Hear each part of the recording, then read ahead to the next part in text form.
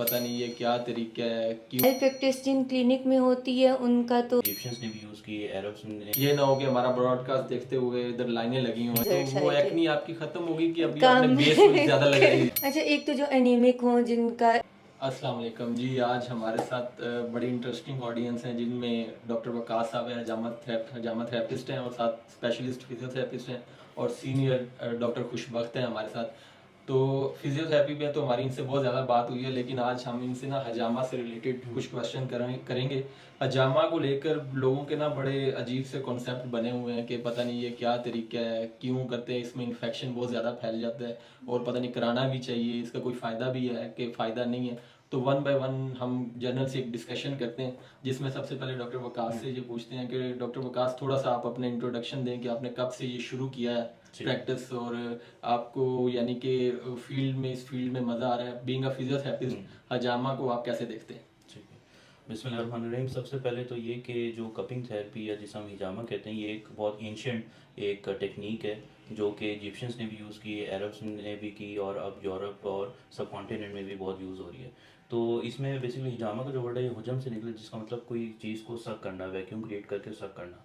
तो ये उस टेक्निक के हवाले से हिजामा जो है ये अरबिक वर्ड है और नबी सल्लल्लाहु अलैहि वसल्लम की सुन्नत भी है, क्योंकि मुसलमान जो है वो इसको एक सुन्नत के उस पैराए से देखते हैं। लेकिन जैसे ही मॉडर्न साइंस जो है उसने एडवांसमेंट की, रिसर्च एंड डेवलपमेंट हुई, तो अब जो है बहुत सारे जो रिसर्चेज हैं वो कपिंग थेरेपी भी हो रही हैं कि जो कपिंग थेरेपी है उससे बॉडी को क्या फ़ायदे जो हैं वो होंगे। अल्हम्दुलिल्लाह मैंने जो ग्रेजुएट किया फिजियोथेरेपी से, तो साथ ही मैंने इस पर भी रिसर्च शुरू कर दी कि ये कपिंग थेरेपी जो है ये किस तरह वर्क करती है और अल्हम्दुलिल्लाह मेरा तकरीबन 1 ईयर का अब एक्सपीरियंस होने लगा है और इसमें बहुत सारे पेशेंट्स आए मेरे पास डिफरेंट डिजीज़ लेके, एलिमेंट्स लेके, तो अल्हम्दुलिल्लाह उससे जो है वो मैंने उनको कपिंग थेरेपी से क्योर किया अल्हम्दुलिल्लाह।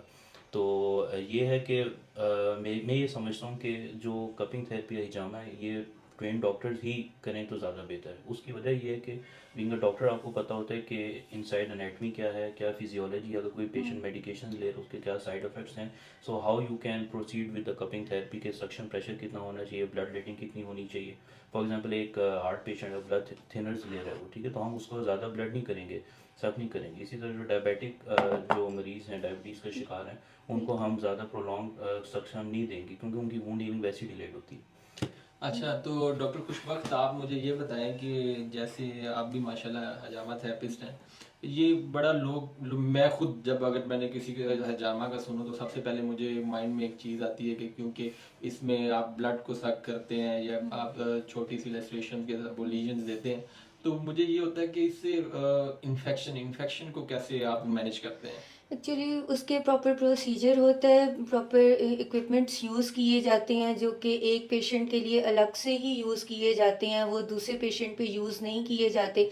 मेल प्रैक्टिस जिन क्लिनिक में होती है उनका तो नहीं मैं बात कर रही, लेकिन जो अच्छे क्लिनिक हैं जहाँ पे प्रॉपर ट्रेंड लोग जो हैं वो हिजामा कर रही हैं, उधर उनके पास प्रॉपर वेस्ट मैनेजमेंट का सिस्टम होता है, ब्लड के जो कंटेमिनेशन जिस तरह है वो ना हो, इन्फेक्शन कंट्रोल के लिए उन्होंने सारी जो हैं वो की होती हैं, मेजर्स कंट्रोल मेजर्स ली और होती ये हैं। जो आप लोग सॉरी कप्स वगैरह यूज करते जी, हैं ये डिस्पोजेबल होते हैं और ये हर पेशेंट के लिए अलग अलग यूज़ किए जाते हैं, ये रीयूजेबल नहीं होते कप्स जो इवन है। जो नीडल जिसे हम वो लेस्ट्रेशन ब्रेकेट करते हैं हैं वो वो भी भी अलग ब्रेक अलग। करते हैं। अच्छा, वो यानी कि जो हजामा एक बंदे का आप कर रहे हैं जी उसको मिनिमम या maximum let's suppose 10 to 15 cups आपने लगाए जी हैं और जो नीडल्स आपने यूज़ किया है या आपने जैसे मेडिकल में हम पीपीईज कहते हैं, जी प्रोटेक्टिव प्रिवेंटिव इक्विपमेंट जो भी जी यूज़ होता है, इस तरह की जो भी चीज़ें हम जी यूज़ जी करते हैं जैसे गाउन हो गया, ग्लव्स हो गया, मास्क, ये तो सारे वो डिस्पोजेबल सब वेस्ट में सब जाएगा, वेस्ट वो में जाते दोबारा हैं। यूज़ नहीं होगा। अच्छा, चलें, गुड, ज़बरदस्त। अच्छा, डॉक्टर वकास मुझे ये बताएं कि जैसे ही हजामा के लिए पेशेंट आ गया है, जी तो आप पेशेंट को जैसे मुझे हजामा थोड़ा सा लिंक लगता है कि ऐसे जैसे माइनर सर्जरी टाइप है, ओटी टाइप है, यानी कि ऑपरेशन टाइप ऐसे आता है क्योंकि ब्लड ब्लड ब्लड के लेटिंग साथ हो आप रही थी। ब्लड रिलेटेड है। तो इसमें क्योंकि आप पेशेंट से प्रिपेयर कैसे करते हैं पेशेंट को, यानी कि वो बड़ा ज़रूरी इसलिए है क्योंकि उससे इनसे हमें पता चलेगा और लोगों को पता चलेगा कि इसमें इन्फेक्शन के चांसेस क्यों इतने कम हो जाते हैं। जैसे डॉक्टर खुशबख्त ने अभी बताया कि हम प्रॉपर एसओपीज को फॉलो करते हैं तो इसलिए इन्फेक्शन के चांसेस कम है, और जहाँ मेल प्रैक्टिस हो रही है जहरी बात है वहाँ इन्फेक्शन ज़्यादा होगी। तो आप इसको इन्फेक्शन को कैसे कंट्रोल करते हैं? इंटरेस्टिंग ऑडियंस हैं जिनमें डॉक्टर वकास साहब है, हजामा थेरेपिस्ट हैं और साथ स्पेशलिस्ट फिजियोथेरेपिस्ट हैं और सीनियर डॉक्टर खुशबख्त हैं हमारे साथ।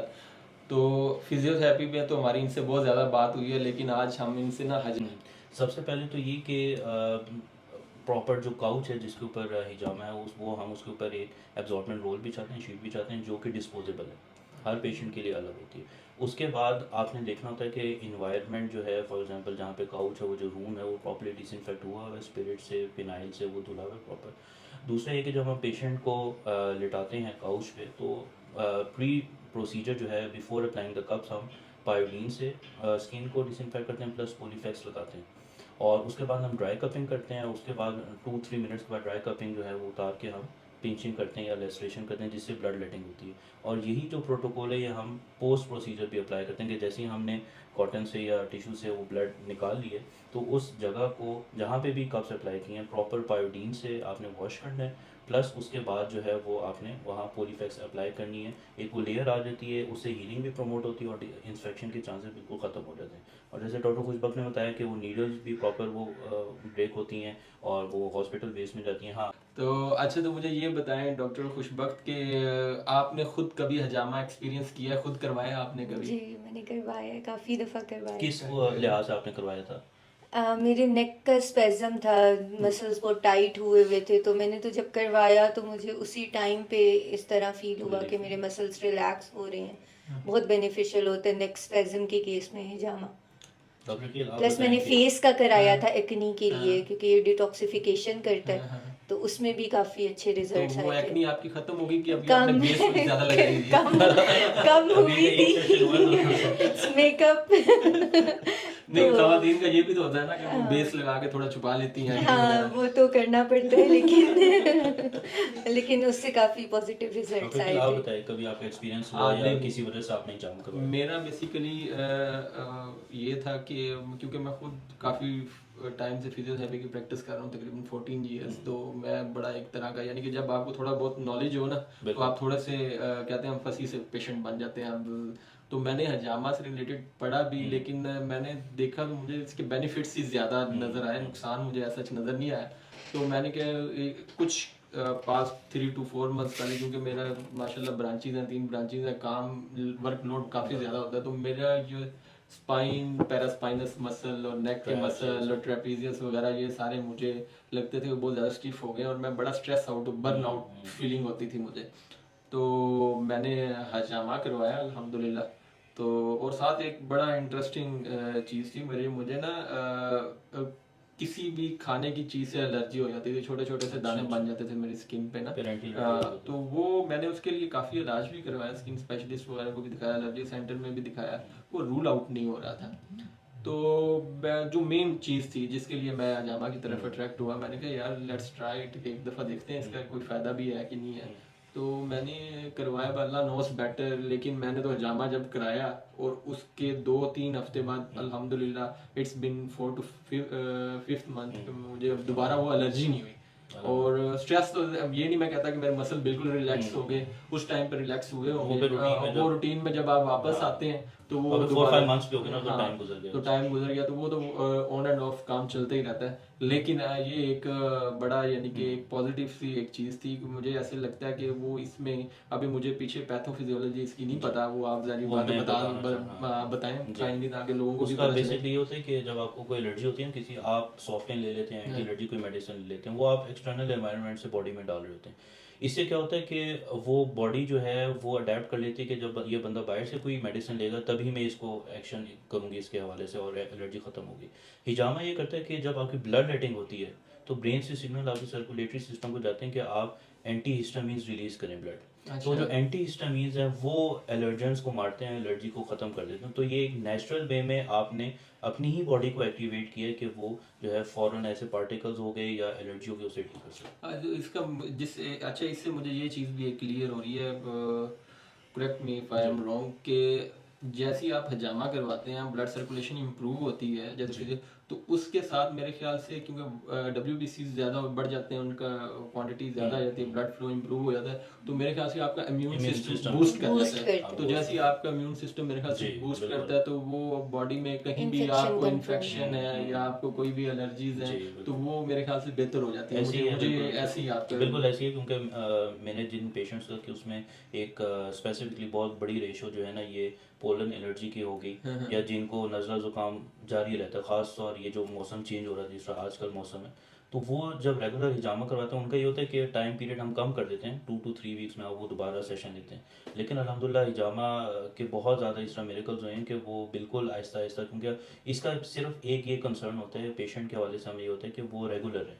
स्पेसिफिकली कोई आपको इलनेस है ना, तो वो रेगुलर लें, आप अपने कैलेंडर पे मार्क कर लें कि 2 वीक्स बाद 3 वीक्स बाद जो है वो मैंने करवाना है। जब उसमें गैप आ जाता है ना, फिर वो बॉडी ऐसा ऐसा स्लो हो जाती है उस हिसाब को लेकर। अच्छा, दूसरा एक चीज़ ये है कि मैंने ना हजामा में देखा है कि बहुत सारे लोग ऐसे ही हैं जो मस्कुलर होते हैं, बिल्डर होते हाँ, हैं, जिम हाँ, वगैरह जी, जाते हैं, जी। वो मेरे ख्याल से हजामा को ज़्यादा प्रेफर कर रहे हैं आजकल। मैंने एक नई उस तरह से बिल्कुल एक ऐसे। ट्रेंड चल जाता है ना Athletes मार्केट में, हैं। एथलीट्स हो गए, एक नया ट्रेंड सेट हुआ जी, हुआ है, जी। तो वो जिम वाले लोग ही ज़्यादा या एथलीट्स ही करवा रहे हैं। तो मुझे ये बताएं कि उनके लिए ज़्यादा ज़रूरी है कि सबके लिए ही ज़रूरी है?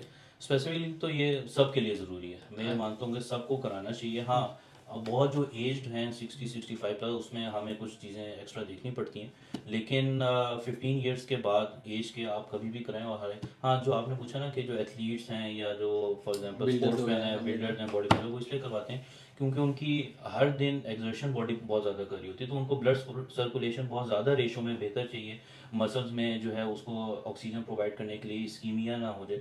तो आपने देखोगे ये स्टार्ट भी तब हुई जब वो जो स्विमर था माइकल फेल्प्स, ओलंपिक का जो गोल्ड मेडलिस्ट था, तो उसके मार्क्स थे Swimming करते स्विमिंग हुए करते हैं ना, उसके तो बाद। फिर उससे ये ट्रेंड शुरू हुआ।